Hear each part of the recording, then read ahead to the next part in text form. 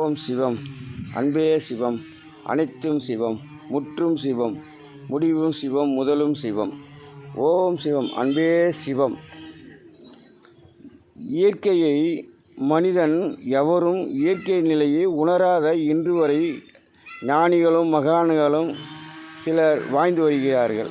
அதனால்தான் இன்றைக்கு நாம் காணும் நிகழ்ச்சிகள் அயல் நாட்டிலும் சரி என் நாட்டிலும் சரி பல வகைகளில் மனிதன் இறப்பு வருகிறதுக்கு காரணம்.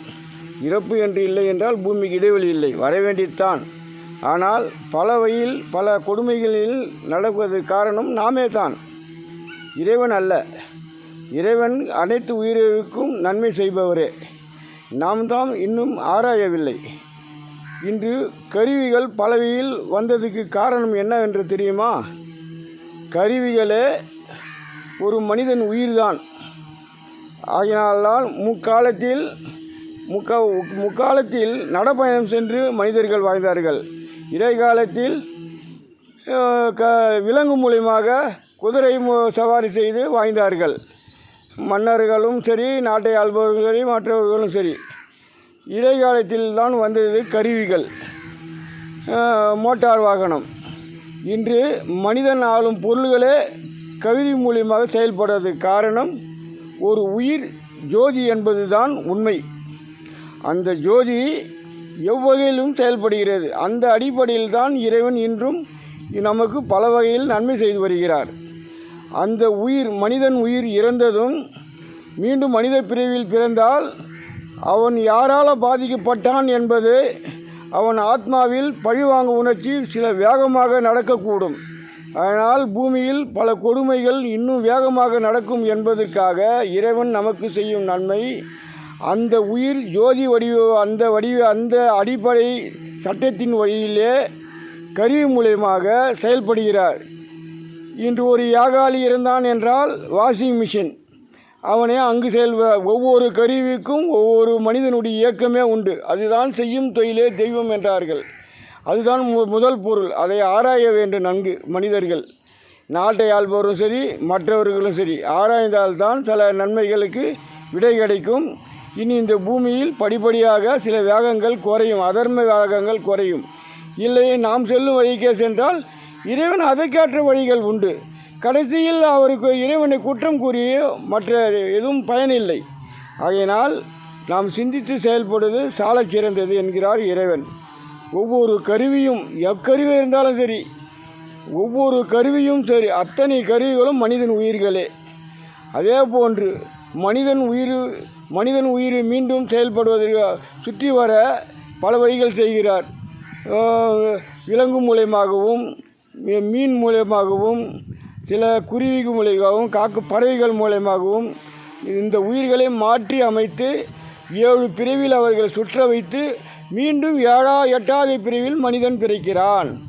அந்த அடிப்படையில் தான் மகாபாரதத்தில் பீஷ்மர் 7 கங்கை மாதாவுக்கு பிறந்த 7 குழந்தைகளும் கங்கையில் விட்டுவிட்டு 8வது பிரிவியாக பிறந்தவர் தான் பீஷ்மர். அதுபோல் அந்த அடிப்படையில் தான் ஒவ்வொன்றும் வருகிறது. நன்கு உணருங்கள். ஆனால் இறைவன் செய்யும் நன்மை ஏனென்றால் மகாபாரதத்தில் பஞ்ச பாண்டவர்களை அரக்கு மாலையில் வைத்து கொல்ல சதித்திட்டம் தீட்டினார்கள். அதை நாம் பார்த்திருக்கிறோம். ஆனால் அந்த இறைவன் அதே போன்று நடந்தது. ஆனால் அங்கு இருந்தது பஞ்ச பாண்டவர்கள் அல்ல, வேலை செய்யும் ஆட்கள் இறந்தார்கள். அந்த உடலை வைத்து பஞ்ச பாண்டவர்கள் இறந்ததாக இவர்கள் சதித்திட்டம் செய்தவர்களுக்கு நம்பிக்கை வந்தது. ஆனால் அவர் சுரங்க பாதையை நோண்டி அது வழியாக சென்றார்கள். ஆனால் இங்கு அரண்மனையில் கூறும் வார்த்தையில் கர்ணன் ஏற்கவில்லை. இனி அரக்கு மாலை எரிந்த பஞ்சபாண்டவர் எரிந்தாலும் என்னால் நம்ப இயலாது. காரணம் என்னவென்றால் அர்ஜுனன் ஒரு அக்னியை உருவாக்கக்கூடிய சக்தி பெற்றவன், ஒரு அக்னியை அழிக்கக்கூடிய சக்தி பெற்றவன். அப்படி இருக்கும் நிலையில் அவர்கள் எவ்வாறு இறக்க முடியும்? இது எம்மால் நம்பிக்கை இல்லை என்றார் கர்ணன் சொல்கிறார். ஆனால் இறந்தது 5 உடல்கள் உள்ளது, அப்போ எவ்வாறு என்று அவருக்கு உண்மையார். ஆனால் அந்த நினைவு அங்குதான் நன்கு இறைவனை ஆராய வேண்டும். அந்த நினைவு அவருடைய சக்தி, அவர் அந்த சக்தி தந்தது இறைவன் தான். அந்த இறைவன் அந்த நினைவு அந்த அர்ஜுனனுக்கு தரவில்லை. ஆகையால் தான் சுரங்கப்பாதையை வழியாக அவர் சென்றார்கள். அதற்கும் பல வழிகள் உண்டு. இறைவன் முற்றும் உணர்ந்தவர் என்கிற அதற்கு மூலப்பொருள் அதுதான் சுரங்கப்பாதை. இறை காலத்தில் ஆட்சி காலத்தில் இது மாதிரி வன்முறைகள் செயல்படும் போது மன்னர்கள் அவர்கள் விதியோடு கொண்டு போய் செல்லவே சுரங்கப்பாதை வழியாகவும் இதில் பல கோடி மக்களுக்கு வேலை தருவதாகவும் அதெல்லாம் முன்கூட்டியே கணக்கிட்டு தான் இறைவன் இவ்வாறு செயல்படுகிறார்.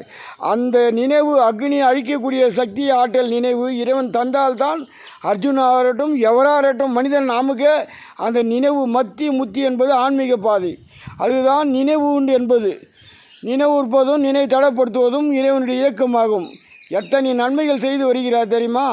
இன்று அவர்களை குற்றம் கூறுவது அத்தனை வேஷ்டி. நாம் நம்முடைய அறிவை சற்று ஆராய்ந்து செயல்பட வேண்டும். அப்போது தான் நன்மை செய்ய வேண்டும். இன்று பல அடுக்கு மாடி கட்டிடம் கட்டவில்லை என்றால் இன்று தமிழ்நாட்டிலே எடுத்துக்கொள், மு.க.ஸ்டாலினை பெருமை பேச சொல்கிறார்கள். என் தந்தை இது செய்தார், தந்தை என்று கூறவில்லை, முதலமைச்சர் என்ற அடிப்படையில் கூறுகிறார்.